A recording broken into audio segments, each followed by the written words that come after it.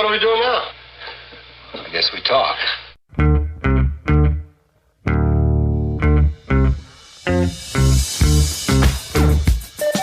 TGIF, it's Mantz and Mitchell with Gary Mantz and Suzanne Mitchell.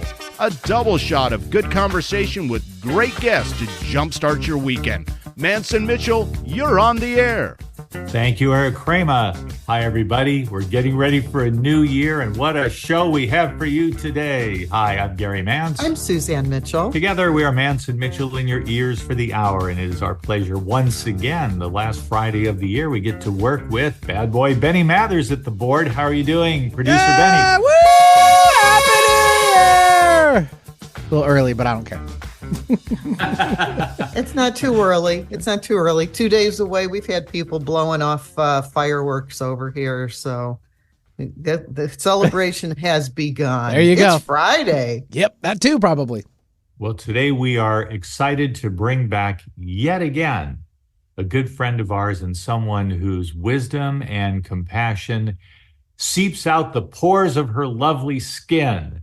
Now, that's something that's entirely impromptu. I don't think you've ever said that about anybody before in their skin. So there you go. I will concur. That's the first. I will concur. Lauren Archer is a mindfulness trainer, hypnotherapist, and heart math coach with over 30 years of experience. In addition to her private practice, Lauren currently serves as interim executive director of Kinship Earth, a nonprofit networking organization for evolutionary leaders who are committed to transforming global consciousness. Her book is called 6-Word Lessons on Changing Habits, and that has been updated. And she has a very vibrant YouTube channel, which we will be talking about today. At the bottom of the hour, we'll be sure to give out her website again and any contact information, but I'll give you a clue.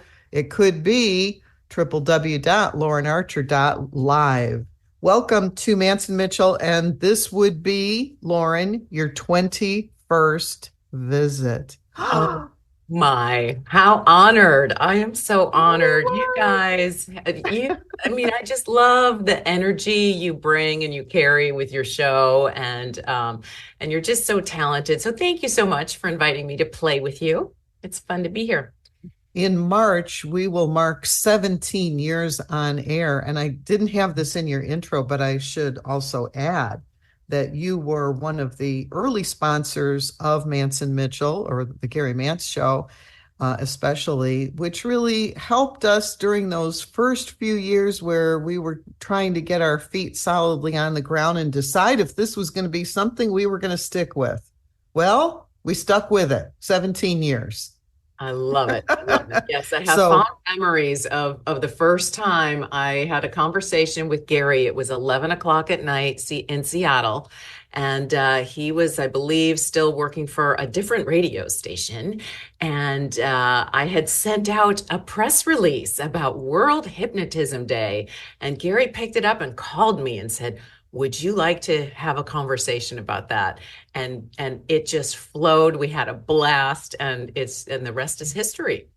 Some things are just in divine order, right, Gary? Absolutely true. And as part of that, I have to say that Lauren Archer has been an exceptionally good and popular guest host for us. That's true. I forgot that too. You have an elegance in your Yes. presentation, in your very way of being, Lauren, and it definitely communicates across the airwaves.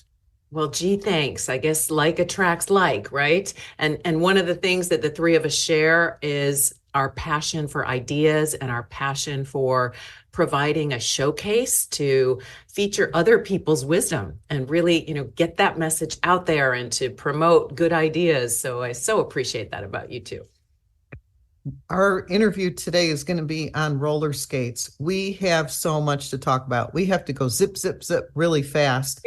And the first part of our interview today is the excitement with which Gary has been reporting to me, because he's on Facebook a whole lot more than I am, but he has been reporting to me about your trip to Thailand.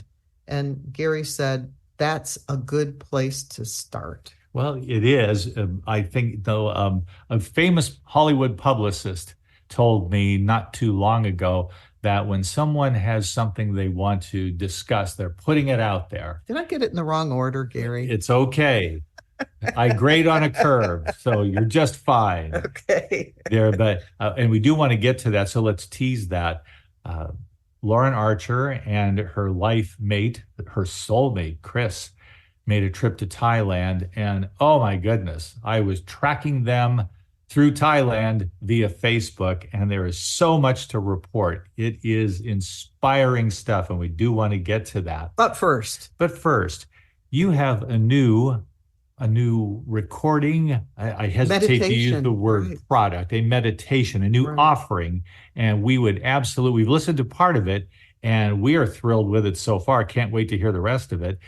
What is it that is new coming down the pipeline? Is it available now, Lauren? But you have something that people who are interested in having more love in their lives will want to obtain and put into use in 2024. I do. Thanks for bringing that up. Yes, I just released it yesterday. It is called Attract Loving Relationships. It is available absolutely free on my YouTube channel, Lauren Archer Coaching and Hypnotherapy. And it is exactly the principles that both Christian and I used when we were single and we were tapping into our heart, tapping into the law of attraction to manifest the love of our lives. And so I collaborated with him on the writing of the script, and it's designed to really invite the listener to get into that beautiful, loving heart space where they can feel and sense the love in their hearts, and they radiate that out, and it activates, the metaphysical principles, right? That like attracts like. And the theory, one of my teachers, of course, is Dr. Joe Dispenza, and that we know that this changes your physiology, it changes your neurochemistry, it changes the electromagnetic field of your heart. And so as you are emanating, radiating, vibrating, so to speak, at that loving vibration, you can't help but attract other people, situations, opportunities that will set things up miraculously to allow you to meet the right people. So it's available on my YouTube channel absolutely for free. There are ads that will play before the video and after the video. So if you want the ad-free version, I do have that available for only $2.99 on my website. Excellent. That would fit anybody's budget. I would think. So. Yeah, this is my passion project. This is what I love to do. I just absolutely love to, I believe that there is information encoded in the human voice. And from a spiritual perspective, when I hold space for my clients and when I guide people through these meditative journeys, I look at that as a sacred responsibility to have someone listen to the words that I'm saying. And what I'm doing energetically is also holding that vision for their highest good, right? And they can hear that information and that intention is embedded in my voice. And I found some beautiful music that really supports that whole experience. So I'm very excited about this product, and I want to make it available to as many people as possible. I'm sure glad that you did, because the early reviews certainly are superlative on our end. And that goes for your work generally, Lauren. Suzanne will pop in a disc and have a meditation, and frequently I join her in the late afternoon. That's our nap time, so to speak. And it's just miraculous how you will say things, bringing them across in a way that we can internalize. And I find myself nodding and going, yep, that's right, during your meditation. There are eternal verities, and there are values that can be incorporated by anyone who likes to borrow a phrase, aspire higher in life. And I think that's what you're all about. Absolutely. I got into this work because I needed it myself. When I have a memory of being kind of a gawky teenager, not quite knowing how to navigate through the world. And when I started high school, I went from a small elementary school where I knew all the kids. And then I went into one of the largest regional high schools in the area. There were 4,000 kids. Oh, And I was just, beside myself. I didn't know how to navigate this world. And fortunately, one of my dear friends, her name was Melissa, gave me one of Dr. Wayne Dyer's, well, his first book, Your Erroneous Zones. And the principles and the concepts in that book gave me the courage to do some mental experiments inside of myself. And I saw the results right away. And so that inspired me to want to learn more about how we can use our consciousness, how we can use our energy to shift how we navigate through the world. So thank you so much for the kind comments on the work that I do. I absolutely love it. It's interesting, Lauren. Oftentimes we will ask a guest, especially a first timer, what was their first inspiration to get into metaphysics?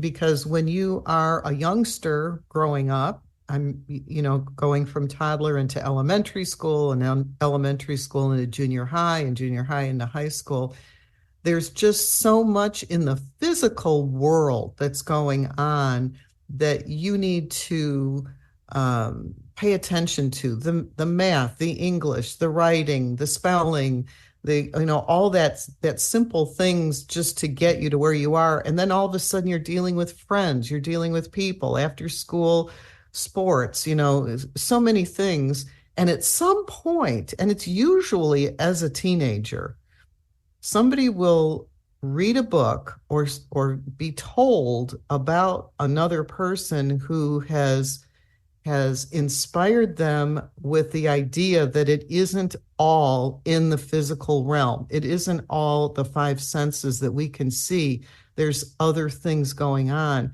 And it's interesting to me that it happened for you when it happened, because we'll ask people and they'll talk about the stories of their, what I call the awakening to the unseen world.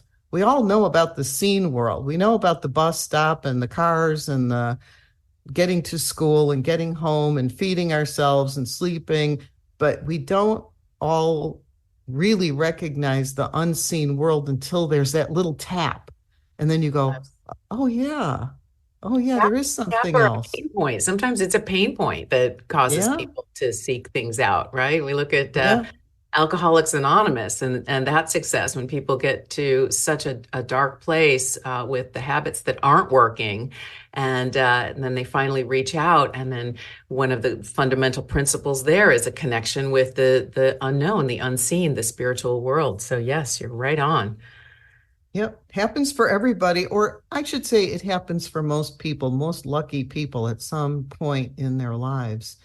Well, without it, life is pretty flat. It's dull. It's depressing. I mean, look at the news, Or don't. Or don't. Right, exactly. That was, speaking of Thailand, that was one of the things, right? We get the news reports via email, but we were not watching American news, and the energetic shift was palpably different. Okay, Gary, can we go on to Thailand? I think this is a good time for that segue. Okay, you go ahead. One of the things I learned recently through a special on MSNBC hosted by Rainn Wilson of The Office fame is that in Thailand, because he made a trip there, he was journeying to discover bliss. How do people create it? How do they experience it around the world in various places? And when he went to Thailand, he found out that there are, and I can't remember the number, but there are a remarkable number of meanings contained in a smile. In the Thai culture, how you smile communicates how you're feeling and who you are at any given time. I found that extraordinary. I didn't know that. And now I want to watch the documentary. What was the name of it again? I would bring it up without having that exact. If you go for to the MSNBC, okay. Rainn Wilson, Rainn, Rainn Wilson, MSNBC, that special will be up. And you may be able to watch it either through Google or perhaps YouTube or MSNBC. Just Google MSNBC and you may find it. Well worth watching. He went to various places around the world. And the last one, I believe, was in Los Angeles. Yes. It was a remarkable documentary, a travel log that was spiritual in nature. How do you get happy? What is it you need to let go of? What do you need to embrace? I found that Rainn Wilson went on a remarkable journey, and personally, I hope there's a part two. Yeah, sounds good. I see a note from Benny that it looks like it's called The Geography of Bliss. Thank There you, you Benny, go. for checking that out for us. Thank you, Benny. Wow. Yeah. Yes. Well, How did you happen to go to Thailand? What was the reason, purpose, or what attracted you to even go to that particular place? well, Chris and I have been exploring the world and looking at where we might want to be snowbirds for a couple of months. He was born and raised in Seattle and lived his entire life here. I started out in Chicago, so to me, Seattle winters are no big deal because in the Midwest you get weather. You get like so cold that you have to go out and start your car during the day when you're at work, because if you don't at 5 o'clock, your battery's going to be dead, right?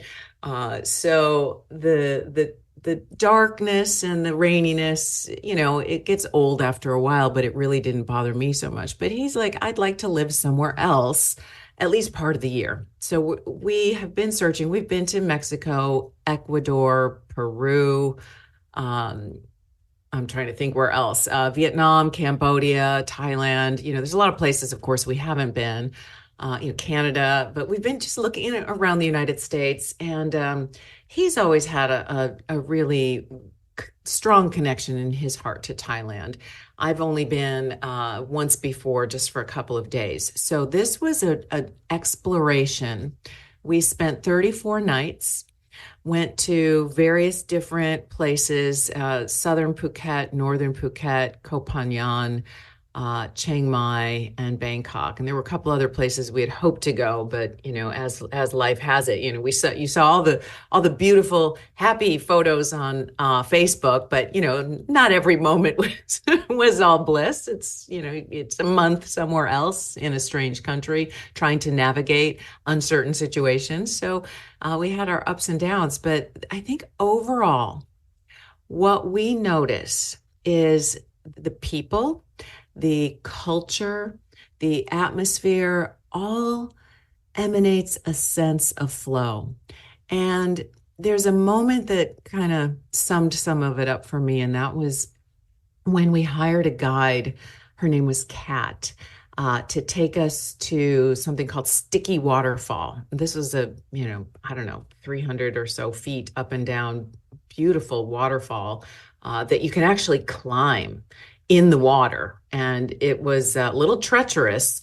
But anyway, it was an hour and 20 minutes out of Chiang Mai. So we're chatting with her. Her English was quite good in the car. And we were talking about the philosophy. And she says, well, we believe that everyone that we come in contact with, we have probably been in a lifetime with before, and we will see them again. And so our actions and how we treat people, we know it will come back to us, right? So that philosophy that is so embedded, so pervasive in the culture, really is so different than what many of us have grown up with in the United States, myself included. I grew up in a fairly conservative Western style philosophy and thinking about, heaven and hell, different things. And it was just a stark contrast. So I think because of that, and because of course, the beauty of the landscape, the relatively lower cost of living, the food, oh my gosh, it's amazing, the nature. So it really, for us, is a good fit on a lot of levels. Now, this was an exploratory trip for 34 days.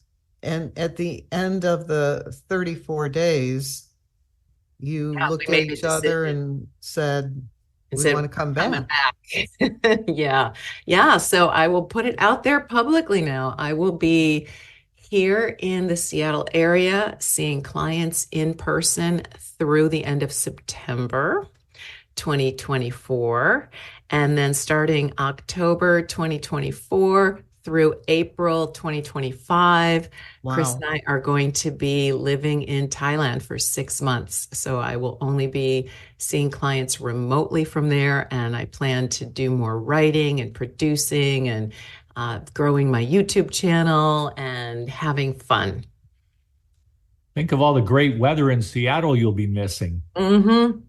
That's kind of the intention. Yeah. So there were so many moments. I remember we went to one of the most popular night markets in Chiang Mai on a Saturday night. And we got there early and I'm kind of strolling around and it's still, you can flow, but more and more people start coming. This is a very popular night market and, throngs of people, but everybody's just getting along. And I remember this moment sitting in one of the food court areas, just kind of, hunched down on a little stoop. And I was waiting for Chris to go get something. And I was sitting there and just listening to, I don't know, hundreds maybe of different languages, people from all over the world, not a lot of English. And the vibe was just so peaceful. Everybody was getting along. It had this wonderful international flair, diversity, inclusion, a sense of camaraderie. It was absolutely wonderful. And it just struck a chord in my heart saying, this is the kind of place I'd like to spend more time. And there's like-minded people there too, right? I mean, we met some expats and there's meetup groups. And so I know that we're going to go back to Chiang Mai and I've already got the connection with some of the people who do some of the same work that I do. And we're going to get involved in some meetup groups and some exploration. But I should say one thing, and that is for the people listening, anyone in the Seattle area who is a cat lover, we have a fantastic 11-year-old black rescue named Merlin, and he is the best cat in the world, and we want to keep him, but we are going to be looking for someone who is willing to take care of him for 6 months because we think it'd be a little bit too much stress on his little body to do a 20+ hour flight, there and back and all the uncertainty. So just putting that out there, contact me. That's a long flight. Yeah. Lauren, I just love it that you mentioned the expats. It was on my mind when you said it. I wanted to ask you, expat Americans, whom did you meet who may have said something to you and Chris like, hey, we really found something here. You got to do this. You ought to spend more time here because of what they discovered. Well, we asked people that question everywhere we went. Anytime we heard someone with that spoke English, we engaged in conversation and, we were, like I said, on this exploratory journey. So we asked lots of questions. What's the upside? What's the downside? What do you miss? Right? There's a cost to living internationally. It's super far away. It's, opposite time zone. You're like 12 hours apart. So I have a colleague who I admire very much. His name is Keith Livingston, and he runs a hypnosis association, and he's been living there for 5 years and absolutely loves it. You're going to meet expats. Not every expat's going to share your philosophy, though, right? So, that was something that he misses is really the close circle of friends. When we were in Chiang Mai, we spent a couple hours with a gentleman who's been living there for 9 years. And he's the one that was telling us about all the meetup groups and all the like-minded creatives that I think I'm going to enjoy connecting with. Chris also has someone in in one of the men's groups that he's actively involved in, a friend who his name is Sequoia, and he has been living on Koh Phangan for 9 years, and he actually opened up a business there. So it's a board game store, and he's a board game creator, and he has this lovely community of people that, come in to play board games, and he gets to do his work and create. And then I also have another colleague I met through Kinship Earth who has been living on the islands but going back and forth between the islands and Chiang Mai for the last, year and a half or so. And again, it's the people, the community, the culture, the lifestyle. Oh, and not to mention being able to go get massages that are so inexpensive. And part of that is, the trade-off, right? In the United States, we have a lot of regulations and a lot of protection, right? So that when you go to get a massage, that the massage therapist is not going to hurt you because they've gone through, so much training, licensing, certification. When you go, to a water park, you know that there are safety standards. In Thailand, you're not going to have that. So you're a little bit more at your own risk. You can go get a massage, and sometimes they're aggressive and it may not be comfortable, and there is potentially a risk to get hurt. It's a low risk, but it's there. But because the regulations aren't there, it's also more affordable. The water experience, I don't know how much time we have before we need to take a break, but I posted some photos on Facebook. We went to this, it's Watong waterfall, but it's nicknamed Sticky Waterfall. And we get to the top of the waterfall. We've got a local guide, and I'm looking down at this thing going, oh my gosh, this is so dangerous, right? And Chris and I are both in our 60s. I mean, we're in good shape, but we're in our 60s. Well, a fall is not the same as somebody in their 20s, right? So I'm taking it really easy, and she's saying, come on, hold the rope. And I'm looking at this steep downward climb with water gushing, right, on these rocks. And I'm going really slowly. And Chris, he's a retired firefighter, right? He's like, come on, ladies, this is easy.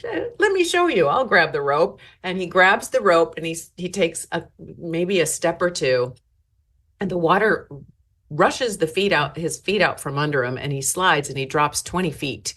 Boom, boom, boom. And I'm watching him, land on these, limestone boulders that are massive with water gushing down. It could have knocked him out. I mean, it could have killed him, right? Or it could have had him seriously injured. Yeah. Yeah. I mean, he got hurt, but not badly enough to stop him from climbing up and down the 300-foot waterfall. And that was right at the top. But yeah, wow. He was really lucky. So, it's a trade-off. We're not going to have the same level of protections we do here in the United States. Things are riskier, and boy, you can experience some amazing life. So I'll leave it there. We are talking to Lauren Archer, and after a short break, we'll talk to her some more. Thanks for tuning in. Stick with us. We are Mantz and Mitchell, and we will be right back.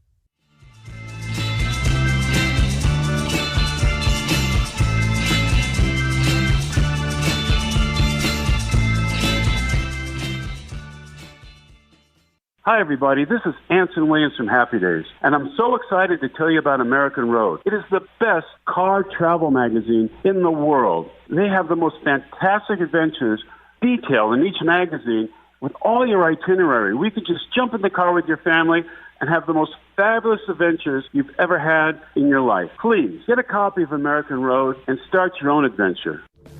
Staying connected with Gary Mantz and Suzanne Mitchell is easy. Just go to mantzandmitchell.com for the latest info on topics and guests. Friend Gary Mantz and Suzanne Mitchell on their Facebook pages and like the Mantz and Mitchell show page at facebook.com/MantzandMitchell. If you're on Twitter, share a follow with Gary and Suzanne at Mantz Mitchell. Join Gary and Suzanne Friday and Saturday mornings at 10 a.m. for an unusual show that covers everything from personal growth to the paranormal.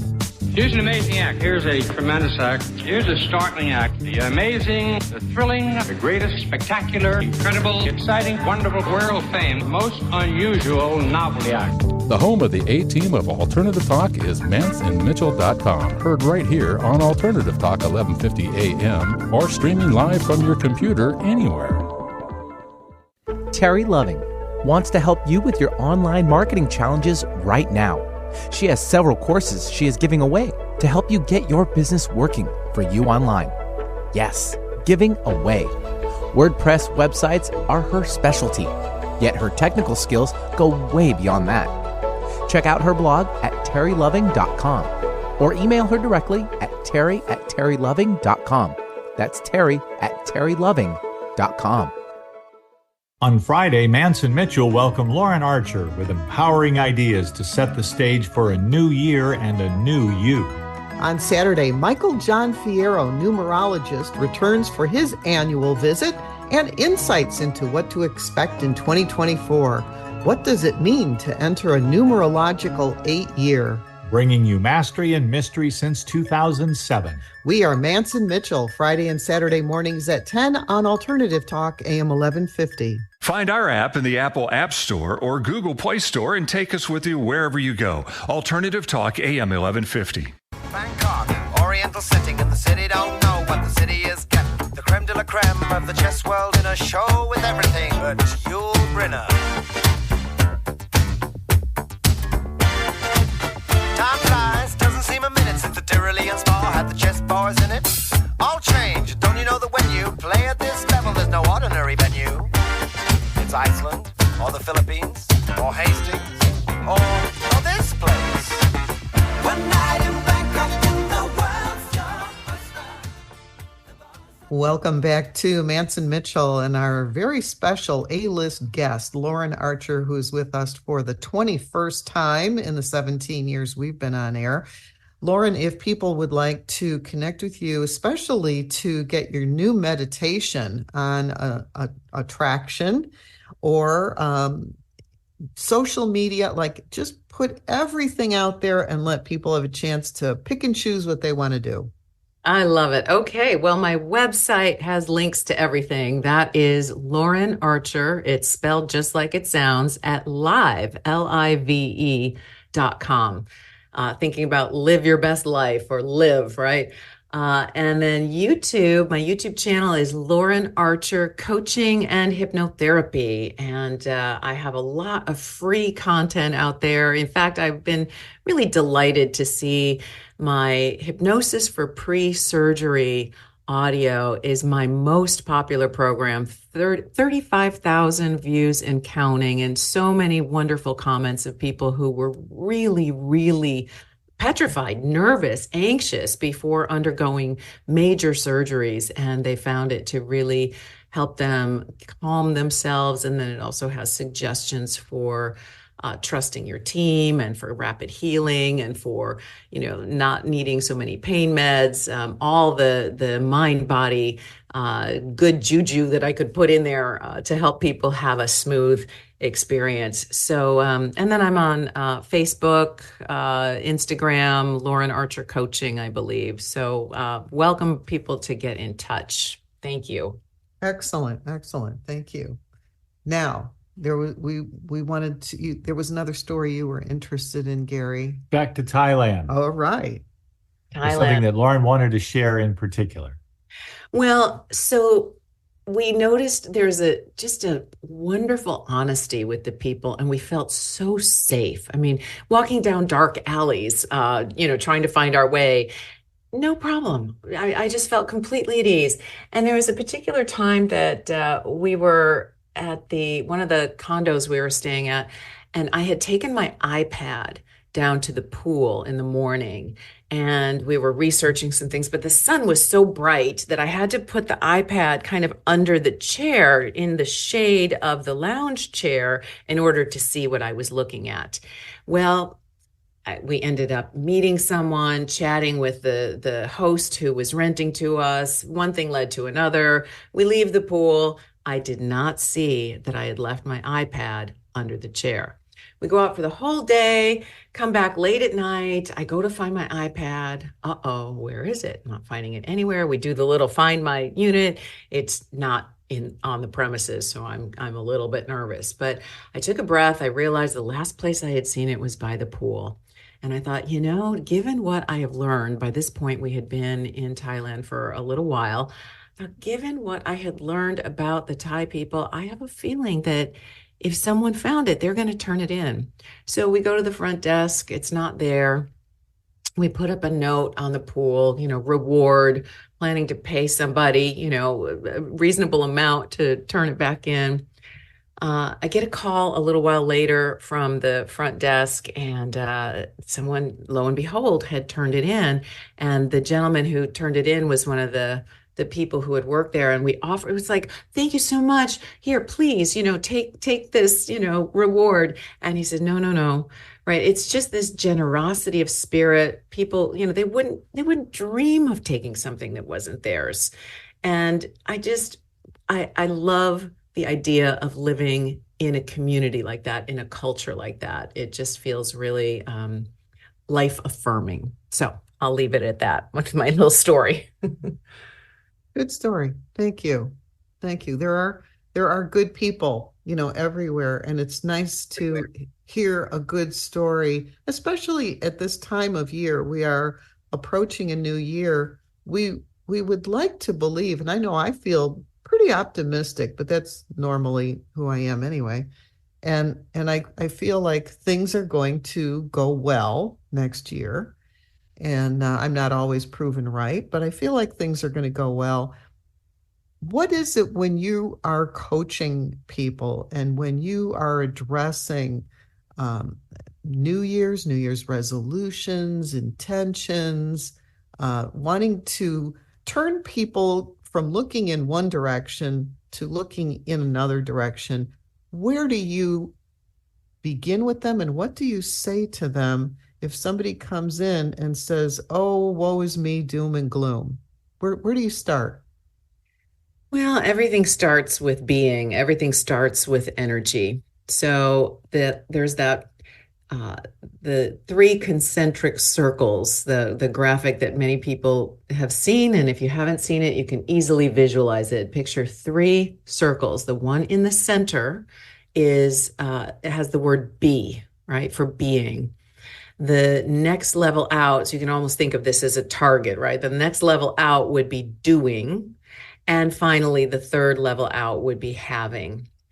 And so many of us focus our attention on the external, that having, right? What are how much money am I making? What are the external measures of success? How am I doing compared to friends and family in my life? What's happening in the outside world? And when we focus our attention there, it can be it can be discomforting.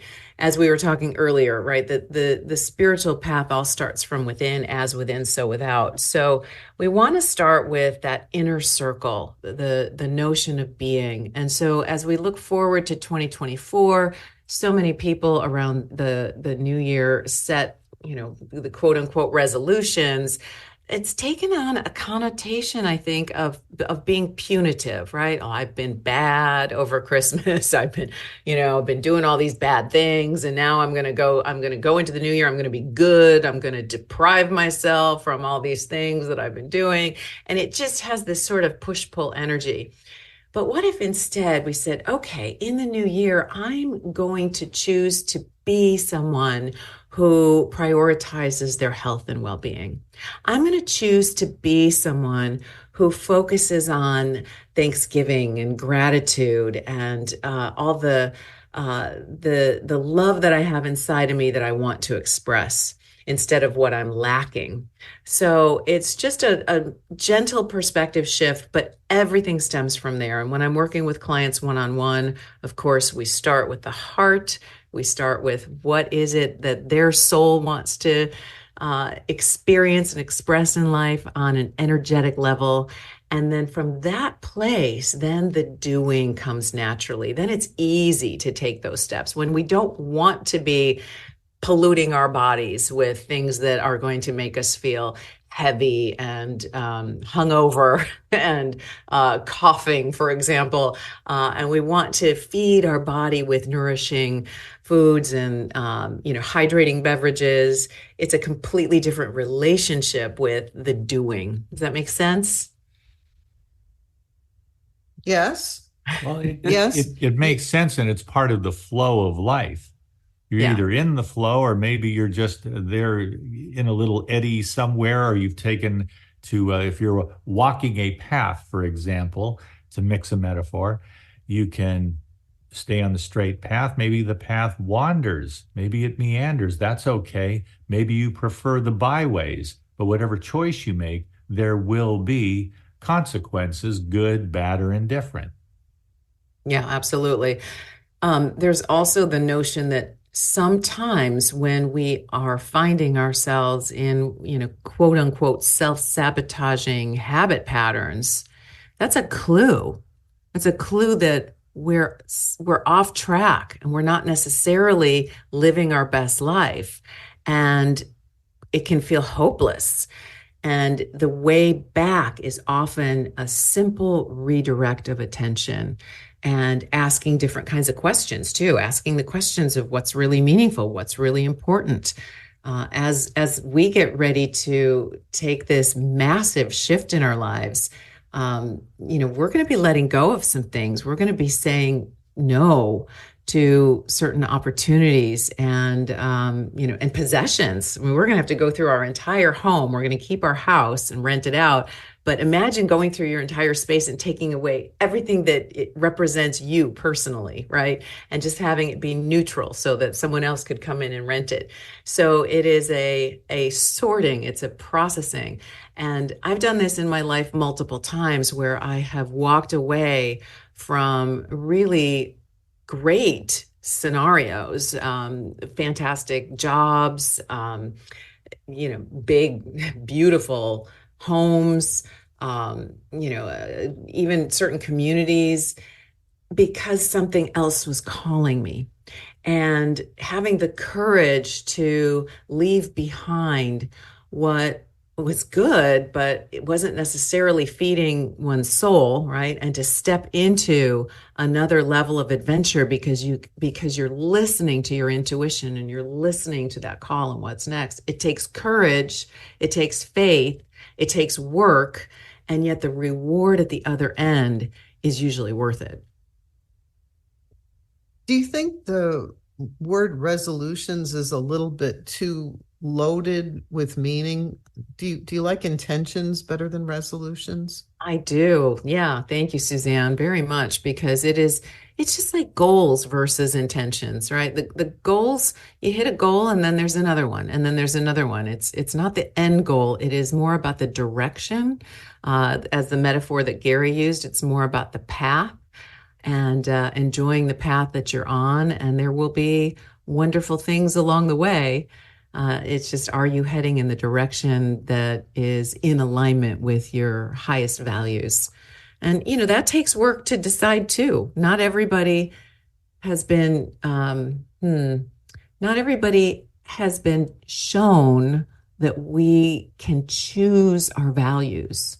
A lot of people have been told this is what you should value. And so they go through life with kind of a pre-described set of values that they think they should be living, which may or may not be in alignment with who they are.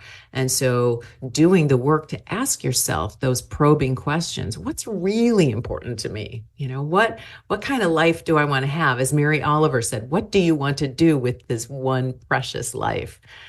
It's, when you put things in that perspective, as a soul, knowing that one day we're all going to die and you can't take any of this with you, how do you want to live? I think one thing that people can do with regard to resolutions or intentions is pick one thing that kind of appeals to you and just do that.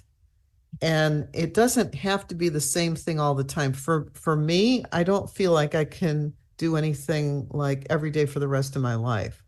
but I can do almost anything for a period of time. In 2022, I set an intention in the first of the year that my decluttering would look like taking a load to a donation center every single month. And I would gather during the month in a particular spot. And on the last day of every month in 2022, I would take it somewhere to be donated. And I did it 12 times. That's and when we were traveling to Chicago in December of last year, I took 2 tubs full of wool clothes. And when I got to Chicago on December 31, when the centers were actually closed, they had collection bins on the outside. And I donated 2 tubs full of coats and jackets and sweaters and things that I knew we weren't going to use in Florida. And then I didn't do that in 2023. But I had something else that I did in 2023, and that was the intention to walk every day. And so far on the 29th of December, we've missed one day. That's amazing. Out of all those days, 363 days, we've missed one day. Otherwise, it shows that I have walked every day, and it walked more in 2023 than in 2022. So, that also shows up on the devices. And so it was like, that was the thing that I really wanted to do. If you can pick one item, and as you said, it's work. Just because you pick it doesn't mean it's going to be easy. There are days when we don't feel like walking. Right. Well, let's just take a short walk. Yeah. When you don't feel like walking at all, we'll walk 1 block and come back. And we did it.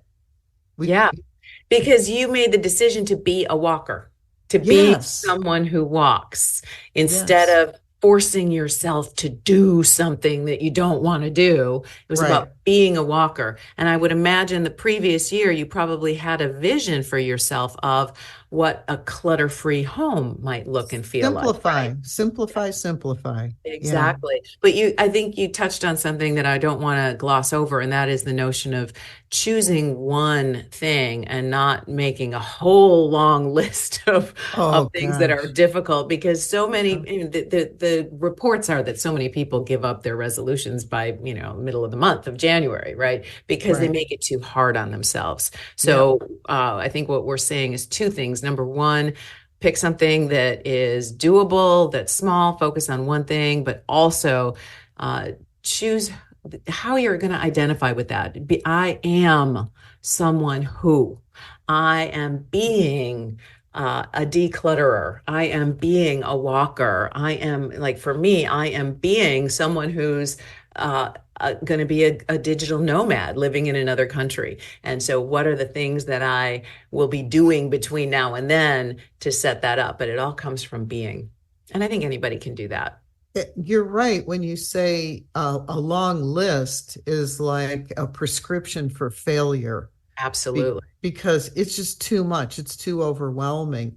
And, I couldn't pick out 10 important things to do in a year, but I could pick out one change. And it's often been said that you change one thing and a lot of other things change, like a domino effect.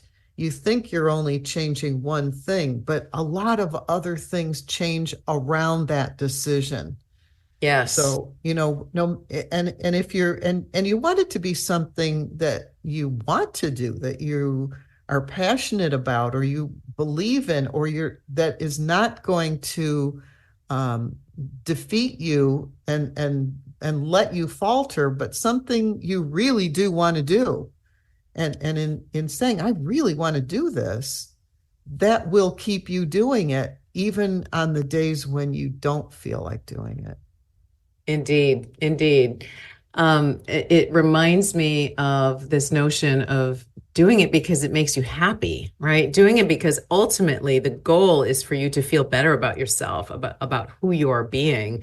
When I was going through my divorce back in, it was just beginning to teeter back in, I want to say 2009, 2010.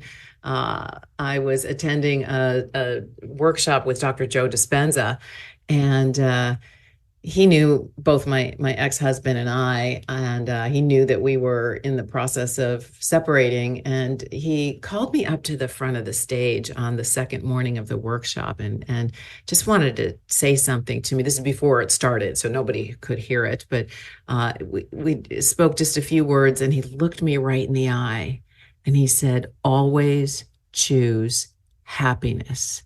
And there was something that clicked inside of me at that moment. I knew I was about to go through one of the most difficult transitions of my life, leaving that relationship because of all of the things, right? I mean, it's not easy to separate from an 18-year marriage and, a lifetime of things collected and, having to venture out into the unknown, into, a new space.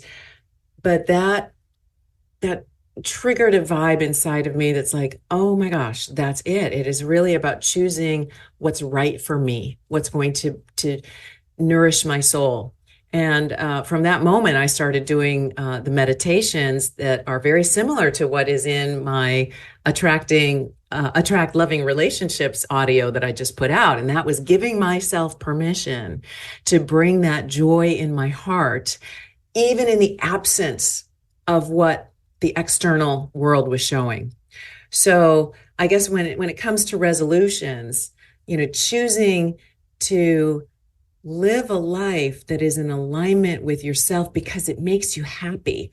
And one more little quick Thailand story that reflected that. We were at a restaurant. One of the gentlemen that I met through Kinship Earth happened to be in Thailand at the same time. So we met him. He took us to this restaurant, and there was this lovely gentleman who owned it. And he was this wonderful, kind of flamboyant, non-binary.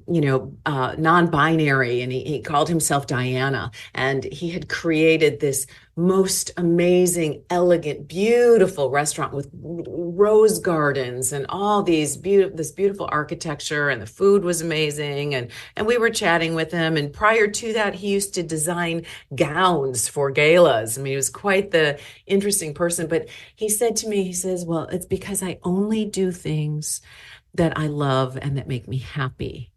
And I thought, wow, can you imagine living your life only doing things that you love and that make you happy? Not necessarily overindulging, right? But it is doing the work to live the life that allows you to do things you love and make you happy, taking those risks. And that is what all of this is all about. Taking the risks. And that's when you're taking a risk to go to Thailand, that's a big risk. But even a small risk, I'm going to walk every day. That had its challenges to go out in rainy weather, cold weather, windy weather. Not always perfect and ideal. Some of it very hot and humid, and we did it. And so. And how did you feel? Take a risk. Empowered. I Right. feel like I can do anything. Like if I can do this, I can do anything. It just gives you more oomph, more energetic substance to go and tackle other things. Yes. Because we're so capable. We are.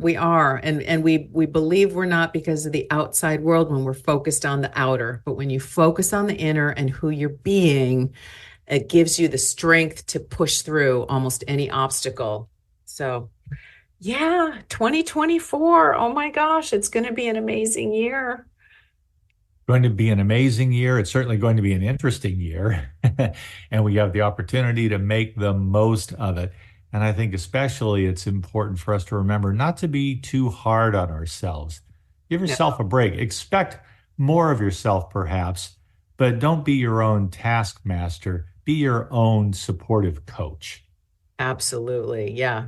Because of who you get to be, to live the life that you choose. And when you can find one thing, like Suzanne said, just, make it one thing and then even have a low bar. So maybe on a day that you don't feel your best, just do a small version of it, and then you keep that momentum going forward. As Suzanne likes to say, take the baby steps. Yeah. But I tell my daughter all the time, I said, no matter what happens after I die, if you hear one thing, it's baby steps every single day. Do a little something, right, to push you forward. I like that. Great advice. Go to laurenarcher.live, Live. Get all the information and get the new meditation CD. Thank you, Lauren Archer, for joining us once again. It is always an honor and a pleasure to speak with you. Thank you both for having me. Have a fantastic 2024. And to all of the people listening, thank you so much for tuning in. Happy New Year. And thank you, Benny. Thank you, Benny. Great job as always. Robin Alexis coming up next right here on AM 1150. Stay tuned and Happy New Year, everyone.